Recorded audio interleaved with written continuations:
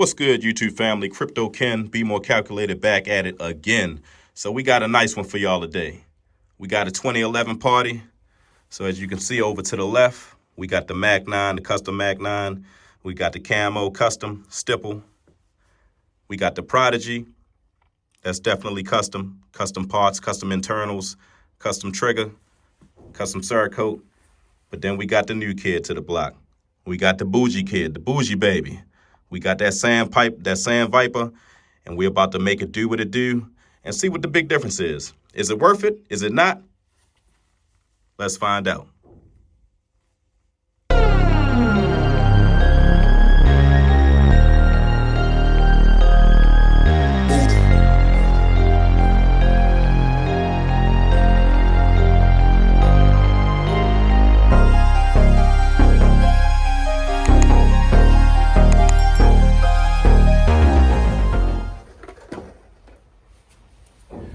All right, family, so we got the target set out to 7 yards, and the objective today is we're going to see if these very expensive luxury pistols are really worth it. Is it that much different from a $1,500 Prodigy?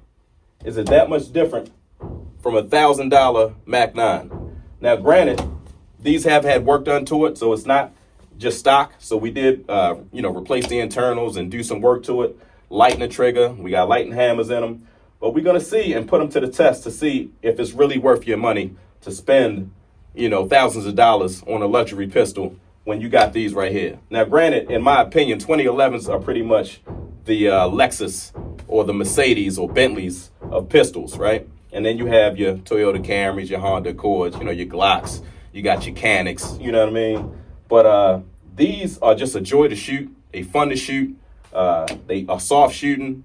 I just love shooting them joints. I love shooting my striker fires as well, but I do enjoy shooting these joints. So like I said, we're gonna put it to the test to see, is it really worth it? Do you really need to spend thousands of dollars, or are you good buying a nice budget 2011 DS or 1911 DS, whatever you want to call it? You know what I mean? $1,500, $1,000. So let's see. So we're gonna start off with the Mac 9. And we going A-zone.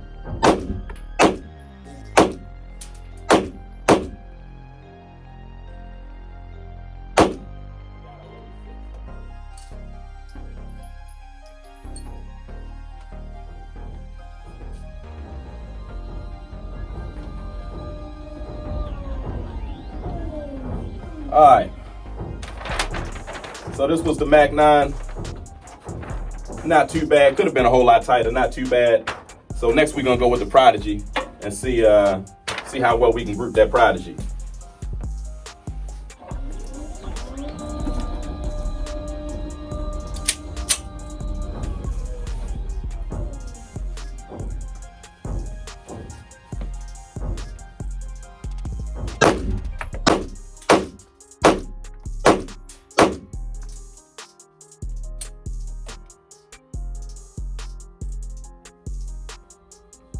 All right, so actually, I'm sure y'all can tell the Prodigy like my favorite pistol to shoot out of everything I have. And you can tell tighter groups, right? We in there, baby. So now we're gonna give that Sand Viper a try at the same 7 yards.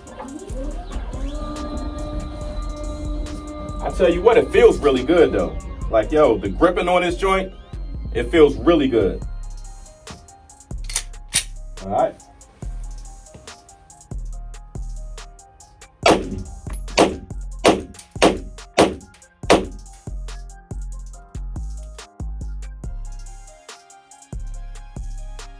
yo, I think I might have grouped that just as tight, if not tighter, than my Prodigy. I'm still all in this area here. But she shoots really good. Yo, she shoots really nice, yo. So the slide, the first thing I'm noticing is that the slide is dumb smooth, like dumb smooth. The slide on the Prodigy is pretty smooth. Like, so I have it pretty smooth. She's not as smooth as this right here. Like, yo, this straight butter right here. Like straight butter. This one right here. So we did put an 11-pound, no, we put a 12-pound spring in here. Got a 13-pound mainspring and a 12-pound recoil spring. So she's pretty smooth too. But they definitely are not as smooth as the TTi. So next we're gonna put up another target and we're gonna get some double taps in.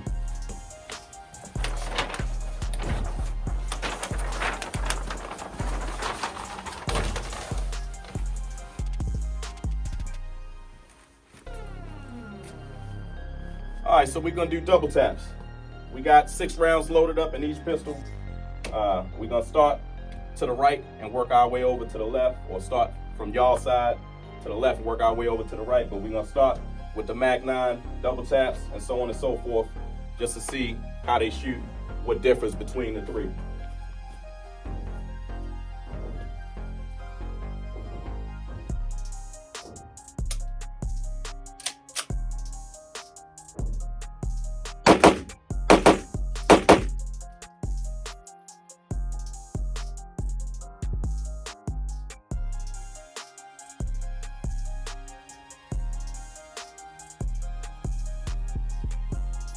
Alright, so this is with the Mag 9. So what is this telling me right here? It's telling me I gotta tighten up my grip. Hey, spread out. We want to get it all here. So my grip is all over the place. So I'm gonna go ahead and correct that now with the Prodigy. But this is with the Mag 9.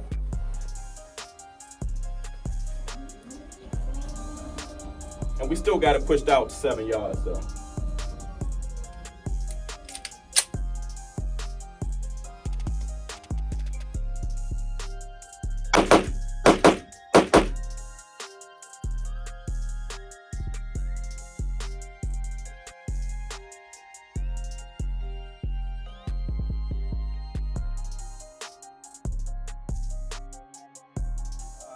We got a little bit better, a little bit tighter with the Prodigy, but we can still do a whole lot better. So we're gonna do the same thing with the Sand Viper, and see if we can do a little bit better with it.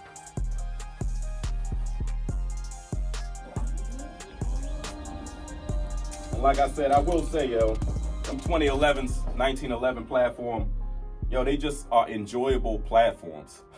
If you don't have one, if you got all Striker 5s, definitely get one.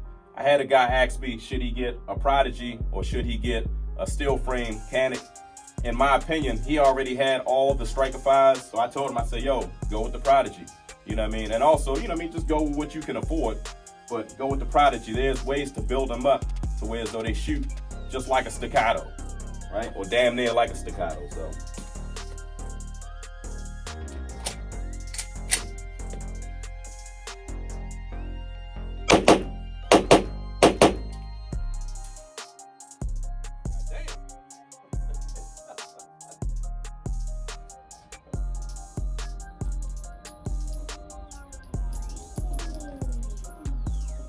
All right, so I think I'm a little bit better with the double taps with the Sand Viper. So I believe I will be able to run the Sand Viper a little bit faster than the other 2, right? So you got these, 1, 2, 3, 4, 5, 6. So they're a little low and to the left, but they all was in the A zone. So now I'm gonna go ahead and take the head out. We're gonna go A zone. We're gonna push it out to 10 yards.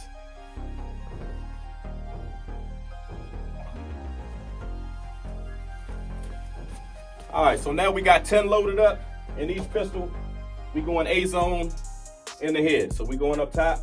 We got it pushed out 10 yards. So just like everything else, we're gonna start this side and make our way over to the TTi.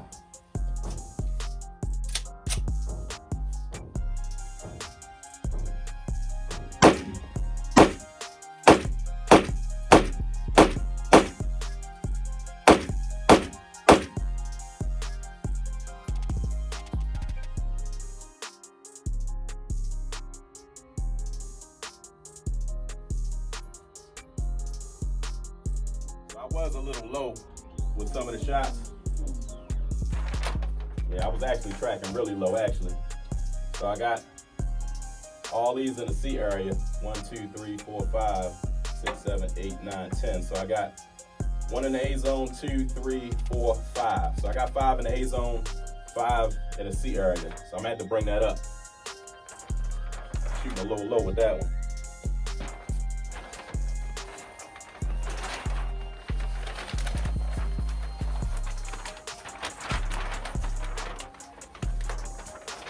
So now we're gonna work our way, and we're gonna use the Prodigy. Matter of fact, let me use them. I don't really matter.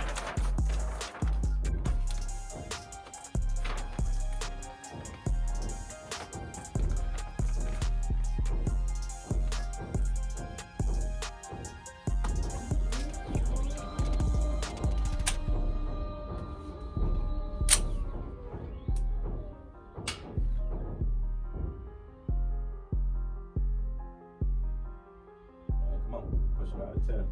So we going 10 in the dome, yo. 10 in the dome.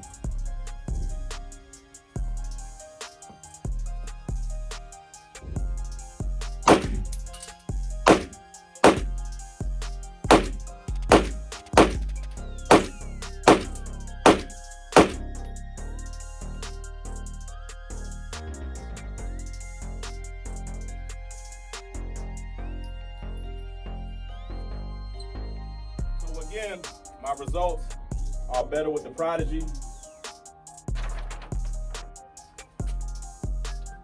So we got 1, 2, 3, 4, 5, 6, 7, 8, 9, 10. We got 1, 2, 3, 4, 5, 6, 7. 7 right here within that A zone. Had a couple fly high. 1, 2, still got it in the dome. So he still caught it. And he definitely still caught it right there, but it's a little below the A zone. So now we're gonna rock it out with that Sand Viper.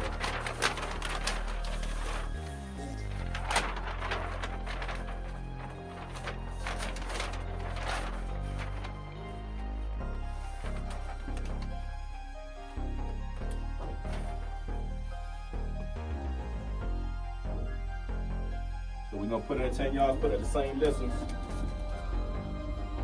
Yeah, we got 10 up in there, so. All right, we're just gonna do the same thing. Let 10 off in the head.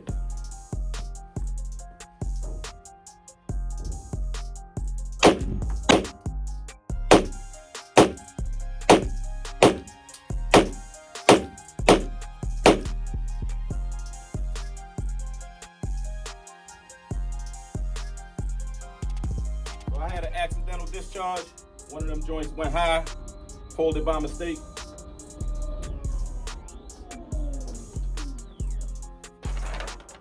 So this was the accidental right here. Joint, got it. So we got basically 8 in the A zone. So I'm gonna go with my conclusion. My conclusion is so this actually shoots the best, right? Surprise. This shoots the best. This is gonna be the Prodigy with all the work done to it. It's gonna be second, and the Mac 9 is gonna be third. Now granted, the Mac 9 is a 4 1/4. These are both 5, and this has, like I said, this one got the compensator on it, right? But this returns to 0 a whole lot quicker. So it returns to 0. It does have a lightened trigger, so the trigger is a little lighter. Yeah, trigger is lighter. So I had that accidental right there, but it just returns to 0. Bop! As soon as you hit that up, comes back, returns to 0. So like I said, if you got the money for this, if you got a few $1,000 burning a hole in your pocket, would I recommend a TTi? Is it overhyped? I'm not gonna say it's overhyped because I actually see the difference. When I shot that joint, it's returning to 0 a whole lot quicker than both of these, right? However, if you're somebody that's on a budget, do you need something like this? Hell no. This right here is good enough. This Springfield Prodigy. Now you're gonna have to do work to it because when you get them stocked, I'm not too sure what Springfield got going on with these, but they need a good bit of work. So I literally got the ignition kit, the trigger, mainspring, recoil spring, just had the trigger fine-tuned and everything. Once I was able to do all that, she fires. right? She does what she's supposed to do when she's supposed to do it. Now I'm in the phase of breaking baby girl in, the Mac 9. So the Mac 9, I literally just got a bunch of work to it. I just got it back with the ports and everything. I have not replaced the internals yet, right? So I'm giving her a chance to break in before I even replace anything. I might not have to replace anything, but later on down the line, I may end up doing a little bit more work to it. But do you need something this expensive? Hell no. Hell no. So the Prodigy right here, like I say, this is a good option for somebody who wants to get into the 2011 DS game or 1911, whatever the hell you want to call it. This is perfect for you to get into the game. This Mac 9 is a beast. Yo, this Mac 9 is I really like this Mac 9. I like the feel of it. I like the look of it. I like the way it shoots. So you got $1,000. You got $1,500 minus the work. Now, when we factor in the work, this Cerakote alone was about $900. So the Cerakote alone was $900. The parts and everything, if I had to put everything together, you got the $1,500 firearm. Everything else probably brings it to about $2,000, maybe a little bit more than that with the Cerakote job. Between $2,000 and $2,400. This one right here, I believe this is about $8,000. So you're looking at about $8,000, $8,000 to $10,000 right here out of that Sand Viper. So I'm not saying it's not worth it, but I'm saying you got budget options that you can do up and they'll shoot just fine. So yo, until next time, hit the notification button, like, share, subscribe, and we'll holler back at y'all with another video. Peace, y'all.